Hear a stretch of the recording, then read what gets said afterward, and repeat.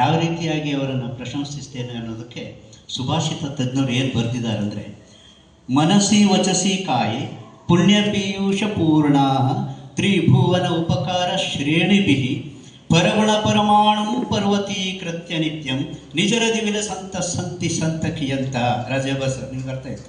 ನಂಗೆ ಗೊತ್ತಿದೆ. ಮನಸ್ಸಿನಲ್ಲಿ ಮತ್ತು ದೇಹದಲ್ಲಿ ಒಳಿತನ್ನೇ ತುಂಬಿಕೊಂಡಿರುವ ಸದಾ ಇವರೆಲ್ಲರೂ ಮೂರು ಲೋಕಕ್ಕೆ ಮೆಚ್ಚಿಸುವಂತೆ ಮಾತನಾಡಿದ್ದಾರೆ. ಮತ್ತು ಸಂತರಲ್ಲಿ ವಿಶೇಷವಾದ ಸಂತರಿವರು ಅಂತ ವೇದಿಕೆ ಮೇಲಿರುವ ಎಲ್ಲರನ್ನ 4 ಸುಭಾಷಿತ ಪದ್ಯದೊಂದಿಗೆ ನಮನವನ್ನು ಸಲ್ಲಿಸ್ತಾ ಇದ್ದೇನೆ ಸರ್. ಒಬ್ಬೊಬ್ಬರದೇ ಹೆಸರು ಹೇಳ್ತಾರೆ.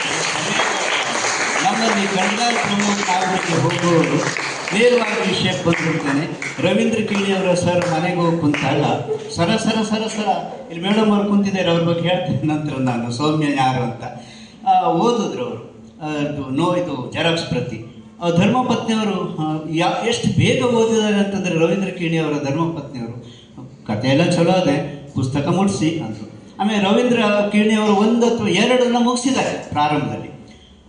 ಓದುವಾಗಲೇ ಬೇಸರ ಆಗ್ತದೆ. ಹೇಳಿದ್ದಾರೆ ನಮ್ಮ ಕಲ್ಪನಾ ಮೇಡವರು, ಮಾತಿಗೆ ನಿಂತರೆ 1 ತಾಸಲ್ಲ 2 ತಾಸಲ್ಲ ರಾಜ್ಯ ಮಟ್ಟದ ಭಾಷಣಕರ್ತರು ಕಲ್ಪನಾ ಮೇಡಮ್ ಅವರು. ಅದಕ್ಕೆ ಅವರು ನಿನ್ನೆ ರಾತ್ರಿ ಗಂಡ ಮನೆಯವರು ಮತ್ತು ಅವರು ಮಗನ ಕರ್ಕೊಂಡು ಹೈವೇಗಳು ಬಂದರು, ನನಗೆ ಪುಸ್ತಕ ಕೊಡಿ, ಯಾವಾಗ ಪುಸ್ತಕ ಬರೀತಾ ಇದ್ದಾರೆ ನನಗೆ ಮೊದಲು ಮುಟ್ಟಿಸಿ, ಹಾಗಾದ್ರೆ ನೀವೇ ಮಾತಾಡ್ಬೇಡಿ ಅಂತೇಳಿದ್ರು. ಹೋದರೆ ಹೈವೇಗೆ ನಡ್ಕೊಂಡು ಬಂದಿದ್ದಾರೆ. ನಿಮಗೆ ತುಂಬ ಹೃದಯದ ಧನ್ಯವಾದಗಳು. ರಾತ್ರಿಗೆ 11 ಗಂಟೆಗೆ ನಡ್ಕೊಂಡು ಬಂದಿದ್ದಾರೆ ಮೊನ್ನೆ ರಾತ್ರಿ. ಎಲ್ಲರಿಗೂ ಪುಸ್ತಕ ಮಾಡಿದ್ರು. ಪ್ರಮೋದ್ ಸರ್ ಗೊತ್ತಿದೆ. ಏನೇ ಇರಲಿ, ಮೊದಲಿಗೆ ಶುಭ ಸಂದೇಶವನ್ನು ಕೊಟ್ಟವರು ರವೀಂದ್ರ ಕಿಣಿ ಅವರ ಧರ್ಮಪತ್ನಿಯವರು. ನಂತರ ಕೆ.ವಿ. ಶೆಟ್ಟು, ಪ್ರಶಾಂತ್ ಅವರಿಗೆಲ್ಲ ಫೋನ್ ಮಾಡಿದ್ದೆ. ಒಂದು ಕೆಲಸದಲ್ಲಿ ನಿರತರಾಗಿದ್ದಾರೆ. ಬದಲು ಅವರಿಗೆ ನಾನು ಶುಭ ನಮನಗಳು. ಹಾಗೆ ಶುಭ ಸಂದೇಶ ಆರ್.ಎಲ್. ಭಟ್ ಅವರು ಬರಬೇಕಾಗಿತ್ತು, ಅವ್ರಿಗೆ 2 ಕೆಲಸ ಹಚ್ಚಾಕಿದ್ದಾರೆ. ಹೇಳಿದ್ರು ಪಾಪ ಖಂಡಿತ ಬರ್ತೆ, ಇಂದೆಲ್ಲ ನಾಳೆ ರಾಜು ಅಷ್ಟೇ. ರಾಜಣ್ಣ ಅವರು ಯಾವುದೋ ರಾಜಣ್ಣ ಇಲ್ಲ, ರಾಜಣ್ಣ ರವೀಂದ್ರ ಇವರು ನಮ್ಮ ಆರ್.ಎಲ್. ಭಟ್ರು ಪಿ ಅವ್ರಿಗೂ ಕೂಡ ನಮಸ್ಕಾರಗಳು. ಹಾಗೆ ಬಹಳಷ್ಟು ಜನ ನನಗೆ ಇದು ಬರ್ದಾದ ನಂತರ ಯಾರ ಹತ್ರ ಮುನ್ನುಡಿ ಬರೆಸೋದು, ಪಿ ಆರ್ ನಾಯಕರವರು ದೇವರಾಮ ಸಿಕ್ಕಿದ್ರು, ಕೊಡಿ ಸರ್ ನಾನು ಮಾಡಿಕೊಡ್ತೆ ಬರೆದ್ರು. ಭಾಳ ಸುಂದರವಾಗಿ ಪಿ ಆರ್ ನಾಯಕರು ಬರೆದ್ರು ಮುನ್ನುಡಿ. ಹಾಗೆ ಇದಕ್ಕೊಂದು ಶೀರ್ಷಿಕೆ ಮಾಡಬೇಕಾಗಿತ್ತು. ಸೀದಾ ಸಾಧ್ಯಗೌಡರು ಎದ್ದಿರಿ ಸರ್, ನಮಸ್ಕಾರ, ಎಲ್ಲರ ಕಡೆಯಿಂದ ನಿಮಗೆ. ಅವ್ರ ಮನೆಗೆ ಬಂದೆ, ಅವ್ರು ಏನು ಮಾಡಿದ್ರು ಅಂತ.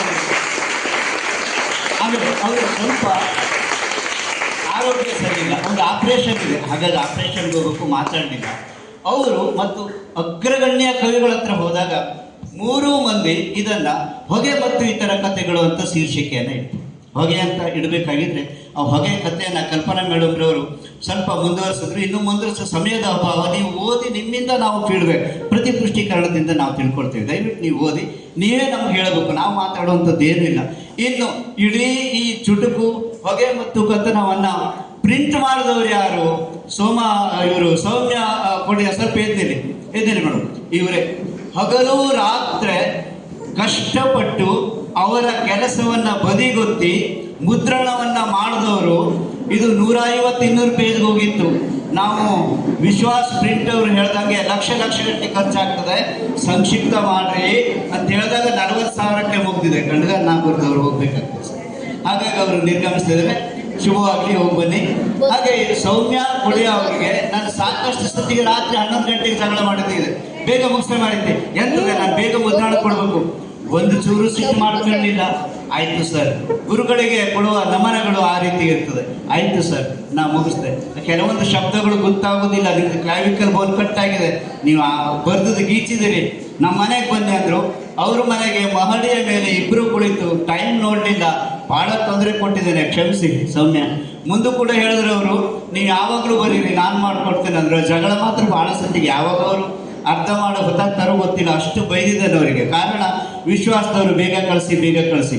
ವಿಶ್ವಾಸದವರು ಪ್ರಿಂಟನ್ನು ಮಾಡಿದ್ದಾರೆ. ಪಿ ಆರ್ ನಾಯಕರಿಗೆ ನಮನಗಳು. ಬಹಳ ಕಷ್ಟಪಟ್ಟಿದ್ದಾರೆ ಅವರು. ಆರ್ಥಿಕ ಸ್ಥಿತಿ ತುಂಬ ಹೀನವಾಗಿತ್ತು. ಅದು ನಾನೀಗ ಗೌಪ್ಯ ಇದೆ, ಹೇಳೋದಿಲ್ಲ. ಏನೆಲ್ಲ ಆಗಿ ಮುದ್ರಣವನ್ನು ಮಾಡಿದ್ದಾರೆ. ಮುದ್ರಣ ಮಾಡಿಕೊಟ್ಟಂಥ P R Nayak sir, Pramod sir, ಎಲ್ಲರಿಗೂ ನಾನು ಥ್ಯಾಂಕ್ಸ್ ಹೇಳ್ತಾ, ನೀವು ಈ ಪುಸ್ತಕವನ್ನು ಓದಿ, ಎಲ್ಲರ ಸಹಕಾರ ಇದೆ. ಎನ್ ರಾಮು ಸರ್ ಅವರು ಬರುವುದಿಲ್ಲ ಹೇಳಿದರು, ರಗಣ ನೀನು ಫೋನ್ ಮಾಡಿದ್ಮೇಲೆ ಆಗೋದಿಲ್ಲ ಮರ್ಯಾದ ಬಂದರು.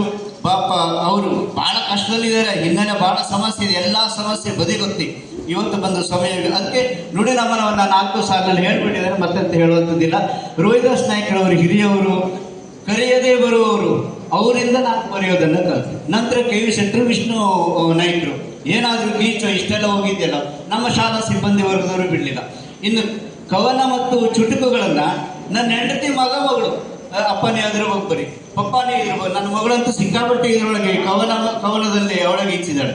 ಭಾಳಷ್ಟು ಹೆಲ್ಪ್ ಮಾಡಿದ್ರು ನನ್ನ ಹೆಂಡತಿ, ಮಗಳು ನೀಟ್ ಬಗ್ಗೆ ಆಗಿಲ್ಲ, ಎಲ್ಲರ ಬಗ್ಗೆ ನಾನು ಹೇಳೋದಿಲ್ಲ, ನೀವೇ ದಯವಿಟ್ಟು ಓದ್ಕೊಂಡು ಅದನ್ನು ತಿಳ್ಕೊಳ್ಳಿ. ನನ್ನ ಮಗ, ಧರ್ಮಪತ್ನಿ, ಮಕ್ಕಳು ಎಷ್ಟು ಹೆಲ್ಪ್ ಮಾಡಿದ್ರಂತ.